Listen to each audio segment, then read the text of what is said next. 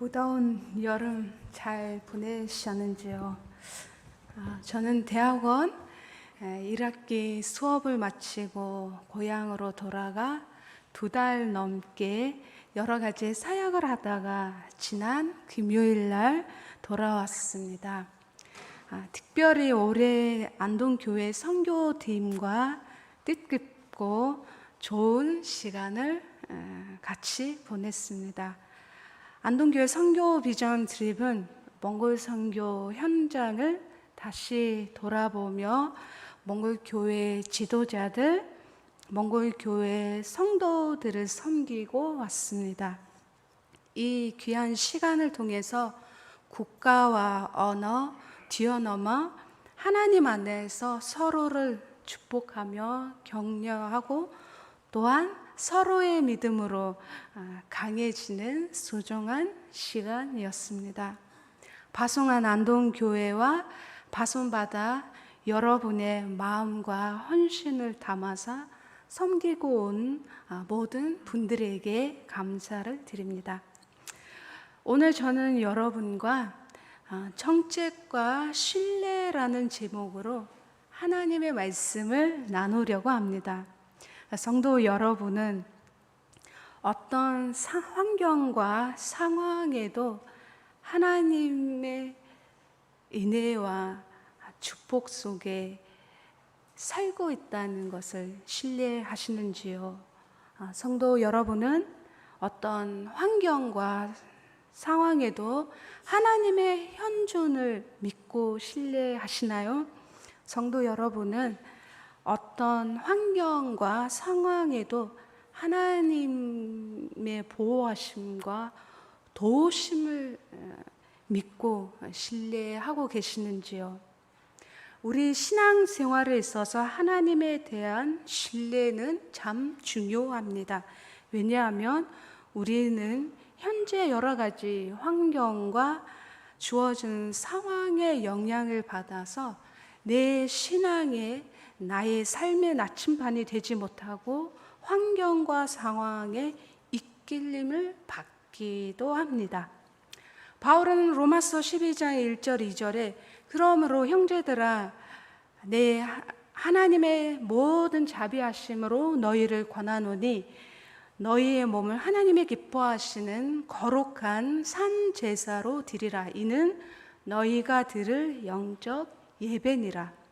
너희는 이 세대를 본받지 말고 오직 마음을 새롭게 함으로 변화를 받아 하나님의 선하시고 기뻐하시고 온전하신 듯이 무엇인지 분별하도록 하라고 모든 믿는 사람들에게 권면합니다.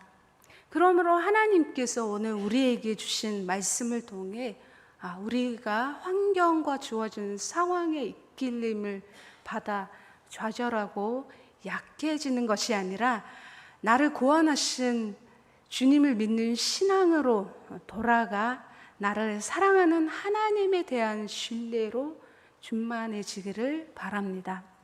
이제 본문 배경을 잠시 살펴보면 오랜 세월 후에 애굽의 요셉을 모르는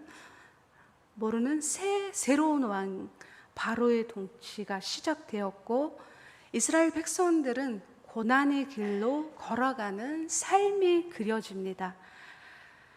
그들의 고난은 고된 노동과 학대, 생명의 위협 등 3가지 정책 안에 들어갔습니다. 첫 번째로 새로운 바로 왕의 이스라엘 백성을 향한 1차 정책은 고된 노동이었습니다. 오랜 세월 후에 요셉을 모르는 새로운 왕은 애굽을 다스리는 자리에 앉자마자 국가에 대한 조사 결과로 애굽은 주변 세력들 때문에 국가 안보가 불안하고 또한 이스라엘 백성들이 많고 강하다는 것을 알았습니다. 그가 자기의 동치의 안전을 위해 이스라엘 백성들을 지혜롭게 다루지 않으면 더욱 번성할 것이고 또한 그들은 우리의 적들의 변에 서서 우리와 싸워서 이 땅에서 떠난다고 평가하며 두려워했습니다.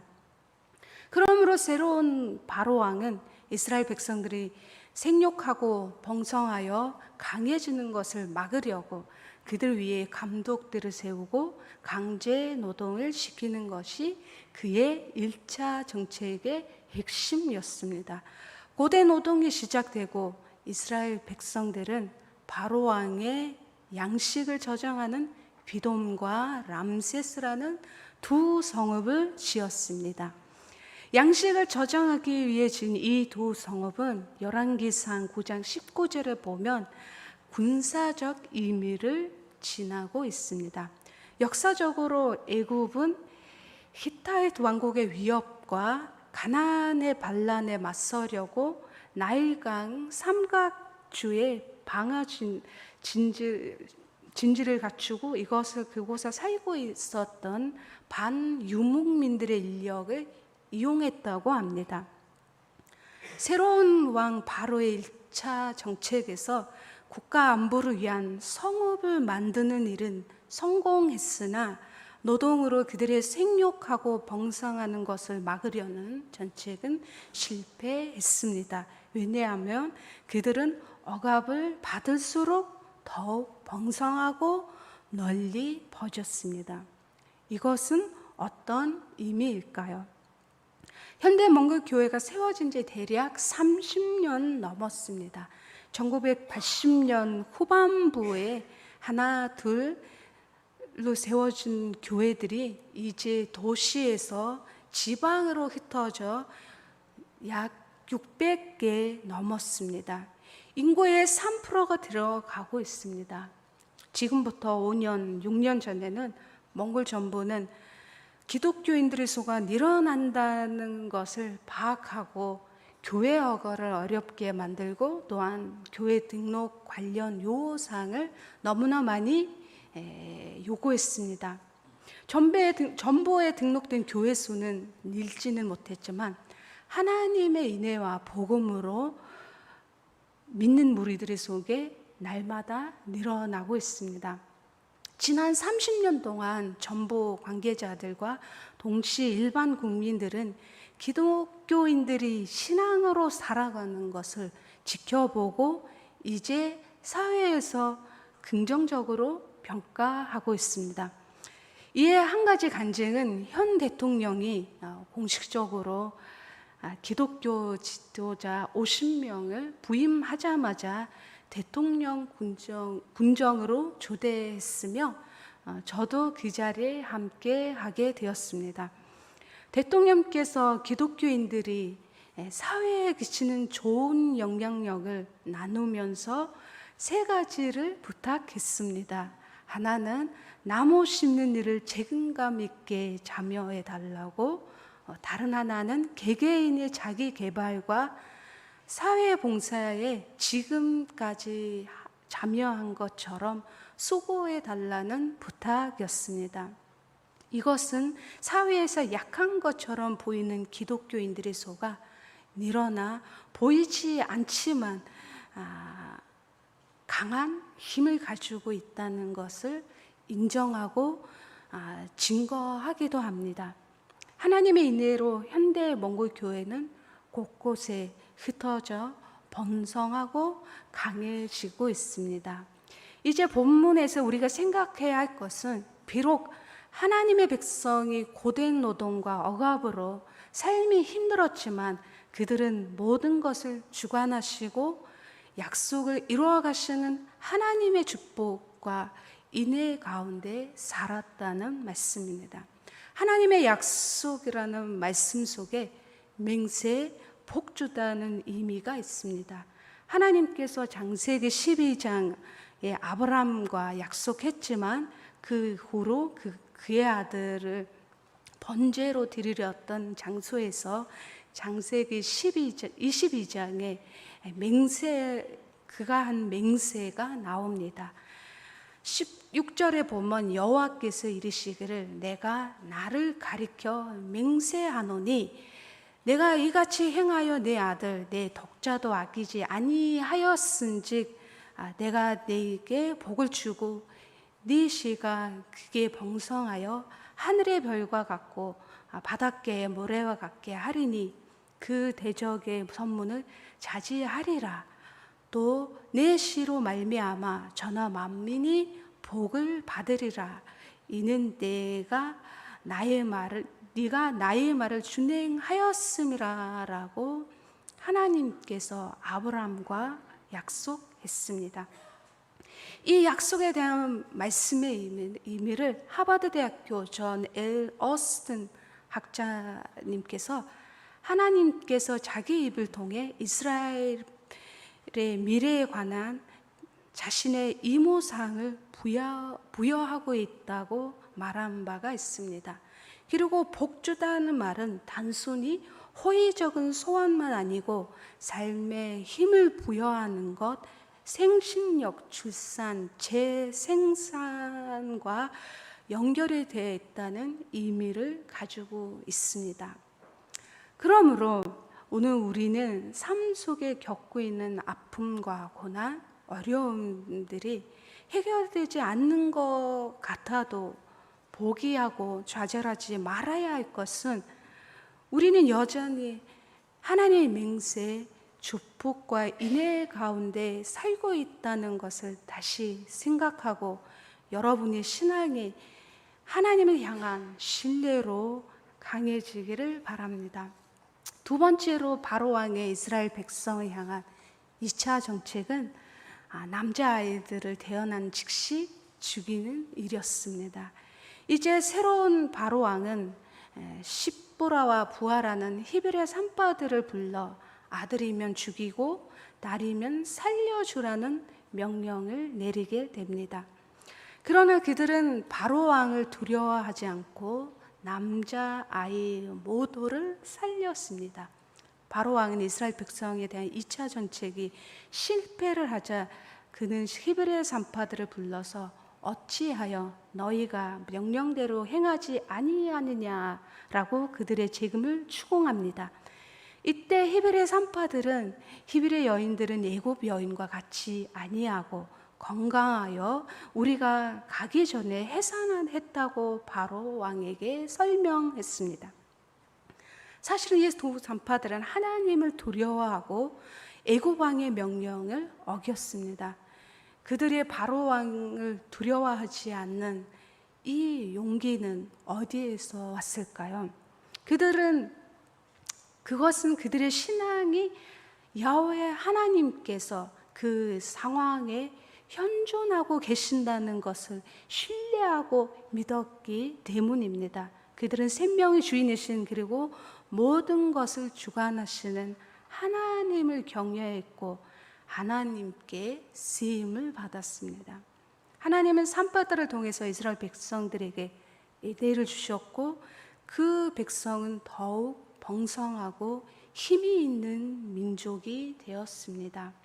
그리고 하나님을 경외한 산파들은 현존하는 하나님의 축복을 받았습니다. 세 번째로 바로 왕이 이스라엘 백성을 향한 3차 정책은 남자아이를 모두 나일강에 던지는 일이었습니다. 바로 왕은 자기 백성들과 함께 이스라엘 백성들을 향한 마지막 정책은 이스라엘 백성들에게 두려움을 주었습니다. 아들이 태어나거든 너희가 그를 나일강에 던지라고 명령하였습니다. 이제 이스라엘 백성들은 두려움의 환경 속에 살게 됩니다. 오늘 하나님께서 우리에게 주신 말씀에 그 중 한 부모의 신앙의 태도가 하나님의 보호와 도우심에 대한 신뢰를 안고 살아갔음을 보여줍니다. 모세는 바로 왕의 이스라엘 백성을 향한 3차 정책이 실행되는 중에 태어났습니다.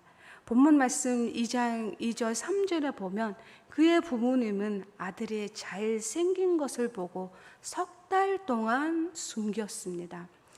이제 더 이상 숨길 수 없어서 갈대 상자를 가져다가 역청과 나무진을 칠하고 아이를 담아 나일 강가 갈대 사이에 두었습니다.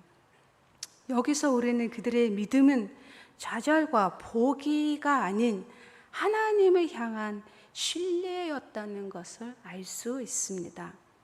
우리가 잘 아는 요게베스의 노래라는 찬양, 우리는 요게베스의 노래를 잘 압니다.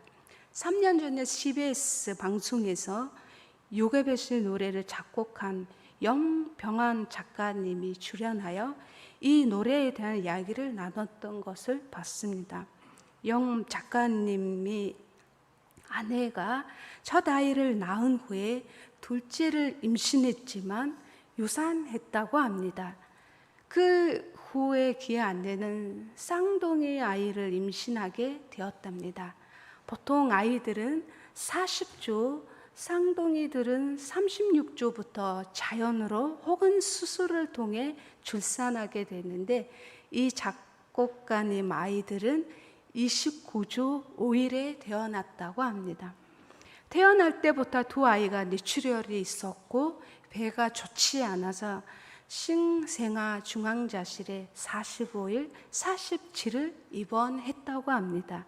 그들은 이 아이들이 건강하게 태어나게 해달라는 기도했었는데, 그 아이들이 태어난 순간부터 이 아이들을 내가 보호할 수 없다는 생각을 깊이 하게 되었다는 것입니다. 그리고 그 후 아내와 함께 아이들을 하나님 안에서 어떻게 양육을 해야 하나 고민이 더욱 많았다고 합니다. 그 가운데 2013년 아내가 죄 에스더 사모님 쓰신 성경으로 아들 기우기라는 책을 읽고 나서 염 작곡가님께 읽어보라고 제안했다고 합니다. 염 작곡가님은 그 책 가운데서 요게베스라는 이름을 발견하여 누구나 잘 아는 모세 이야기 속에 있는 엄마 요게베스의 마음과 감정을 부모가 되어서 느꼈다고 합니다. 그는 정말 그 부모가 하나님을 향한 신뢰가 없었더라면, 하나님을 온전히 의지하지 않았다면 아이를 떠내보낼 수밖에 없다는 그 마음과 신뢰를 다음과 같이 이 찬양에 표현했습니다. 작은 갈대 상자, 물이 새지 않도록 역청과 나무진을 칠하네. 어떤 마음이었을까? 그녀의 두 눈에 눈물이 흐르고 흘러 동그란 눈으로 엄마를 보고 있는 아이와 입 맞추고 상자를 덮고 강가에 드우며 간절히 기도했었겠지. 정처 없이 간물이 hin들hin들 흘려 내려가는 그 상자를 보며 눈을 감아도 보이는 아이와 눈을 맞추며 주저앉아 눈물을 흘렸겠지. 너의 삶의 잠주인, 너의 삶의 참 부모이신 하나님 손에 너의 삶을 드린다. 너희 삶의 참 주인이신 너를 이끄시는 주 하나님, 그 손에 너의 삶을 드린다. 그가 널 구원하시리, 그가 널 이끄시리, 그가 널 사용하시리, 그가 너를 인도하시리. 본문 말씀을 통한 이 이야기는 우리에게 하나님은 도우신다, 하나님께서 지키신다는 신앙으로 하나님을 신뢰한 그들의 마음을 잘 보여줍니다. 마태복음 16장 13절에서 20절에 빌립보 갈시아 지방에서 예수님은 제자들에게서 사람들은 나를 누구라 생각하느냐, 또는 너희는 나를 누구라 생각하느냐. 이때 베드로는 주는 그리스도시여 살아계신 하나님의 아들이라고 자기 믿음을 확증했습니다. 이때 예수님은 바요나 시몬아, 네가 복이 있도다. 이것을 알게 하시는 이는 혈육이 아닌 하늘에 계신 아버지시라. 그러면 이 반석 위에 네 교회를 세우고 음부의 권세에 이기지 못하리라 라고 말씀하셨습니다. 성경 말씀 이사야 51장 1절에서 3절에 의를 따르며 여호와를 찾아 구하는 너희는 내게서 들을지어다. 너희를 떠낸 반석과 너희를 파낸 우묵한 구덩이를 생각하여 보라. 너희 조상 아브람과 너희를 낳은 사라를 생각하여 보라. 아브람은 혼자 있을 때 내가 그를 부르고 그에게 복을 주어 장성하게 하였느니라. 나 여호와가 시온의 모든 한패한 곳들을 위로하며 그 사막을 에덴과 같게 하였나니 그 가운데 기뻐함과 즐거움과 감사함과 정화하는 소리가 있으리라고 선포합니다. 성도 여러분, 그러므로 우리가 해야 할 것은 나 자신을 하나님의 기뻐하고 거룩하고 산 제물로 드리고 오직 마음을 새롭게 하여 하나님의 온전하신 뜻을 분별하며 살아가는 것이 우리의 할 일입니다. 하나님의 인총과 축복을 받은 성도 여러분, 오늘 하나님께서 우리에게 주신 이 말씀을 통해서 나는 하나님의 자녀, 내 삶은 하나님 손에 있다는 것을 다시 생각하고 여러분의 신앙이 삶의 어떠한 환경과 상황에 있을지라도 하나님을 신뢰하며 복된 이 삶을 행복하게 감사하게 누리시기를 축복합니다. 같이 기도하겠습니다.